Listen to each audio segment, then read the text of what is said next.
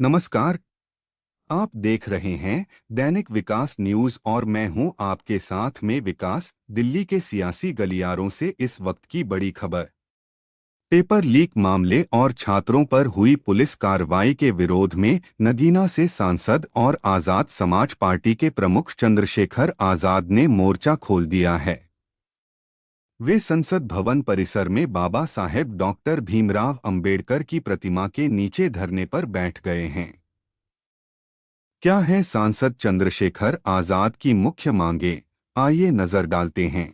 Paper leak पर घेराबंदी, प्रतियोगी परीक्षाओं में हो रही धांधली पर कड़ी कार्रवाई की मांग। छात्रों पर कार्रवाई का विरोध, दिल्ली में छात्र प्रदर्शन के दौरान हुई पुलिस कार्रवाई के खिलाफ हमला। इस्तीफे की मांग, केंद्रीय शिक्षा मंत्री धर्मेंद्र प्रधान के तुरंत इस्तीफे पर अड़े। क्या है सांसद चंद्रशेखर आजाद की मुख्य मांगे, आइए नजर डालते हैं। पेपर लीक पर घेराबंदी, प्रतियोगी परीक्षाओं में हो रही धांधली पर कड़ी कार्रवाई की मांग। छात्रों पर कार्रवाई का विरोध, दिल्ली में छात्र प्रदर्शन के दौरान हुई पुलिस कार्रवाई के खिलाफ हमला। इस्तीफे की मांग, केंद्रीय शिक्षा मंत्री धर्मेंद्र प्रधान के तुरंत इस्तीफे पर अड़े।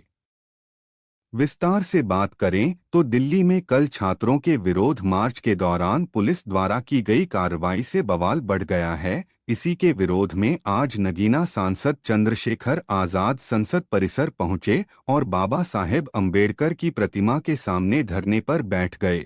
चंद्रशेखर आजाद का साफ कहना है कि देश का युवा सड़कों पर है। पेपर लीक से लाखों छात्रों का भविष्य अंधेरे में लटक रहा है, लेकिन सरकार जवाब देने के बजाय छात्रों पर लाठियां बरसा रही है।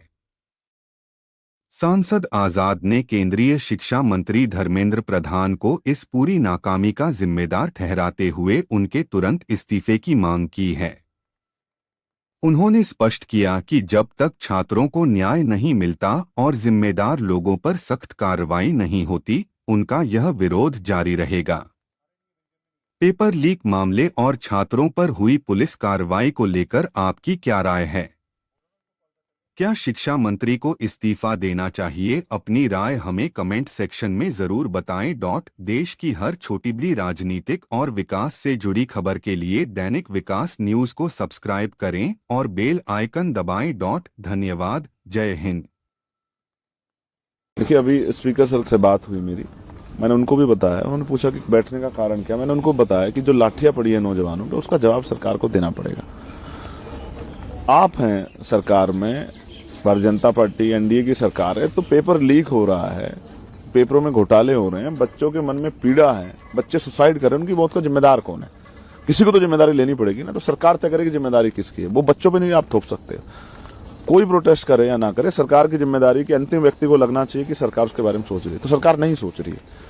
वो जंतर मंतर था, जलियांवाला बाग बनाया आपने उसको, वो जलियांवाला बाग नहीं था। आपने अन्याय किया, इस अन्याय का जवाब आपको देना पड़ेगा। मैं बात करूंगा जो मुझसे वार्ता करेगा, और जो बच्चों की डिमांड है, मैं उन डिमांडों के बारे में जानना चाहता हूं कि उनकी मांगों पे क्या कर रहे हैं। नहीं मांग सुनेंगे तो लड़ूंगा और अपने लोगों को भी कहूंगा, आज इंतजार करूंगा कि सरकार हमारी मांग को सुने। अगर वो हमें भी इग्नोर करेगी, जैसे बच्चों को समाज से इग्नोर किया गया, तो फिर आंदोलन होगा, देश भर में होगा, जिला मुख्यालय पे होगा, प्रदेश कार्यालय पे होगा। प्रदेश मुख्यालय पे हम लोग चैन से नहीं बैठेंगे। ये युवाओं की लड़ाई हम लोग लड़ेंगे। पहली बार शिक्षा के लिए आंदोलन हो रहा है। मैं एक प्राइमरी स्कूल का हेडमास्टर का बेटा हूं, शिक्षा की वैल्यू समझता हूं और मैं शिक्षा के कारण यहां तक आया हूं। शिक्षा कारण वहां बोलता हूं पार्लियामेंट में। तो शिक्षा का आंदोलन ये हमारा आंदोलन है।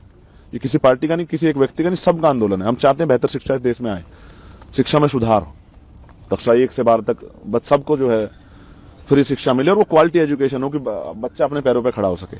आप रोजगार नहीं दे सकते तो शिक्षा दो शानदार। आप छीन रहे हो शिक्षा, उनसे भविष्य छीन रहे हो। 94,000 स्कूल बंद किए हैं आप लोगों ने। गरीबों के आगे बढ़ने का रास्ता बंद करो। ये अन्याय नहीं सहेंगे हम लोग। इसलिए मैं यहाँ पूरी रात से बैठा हूँ और चाहे आंधी या तूफान, मैं डटा रहूंगा जब तक मेरे अंदर हिम्मत है।